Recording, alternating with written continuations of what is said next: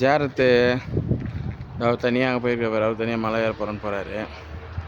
நம்ம ஆச்சிங்கள் இது பாயுதோ இந்த மலையில் நிற்கிறாரு. இந்தமாரி இருந்தால் எப்படி கோஆப்ரேட்டு அவர் எப்படி கம்மியான அவர் யார் பேச்சும் அடங்க மாட்டார். பேர் இதெல்லாம் தேவையாக நோன்பு வச்சுட்டு இந்த இடத்துக்கு போகிற இதுவே கிடையாது. கீழே ஜாரத் பண்ணுவோம் போய்ட்டு இருக்க தான்.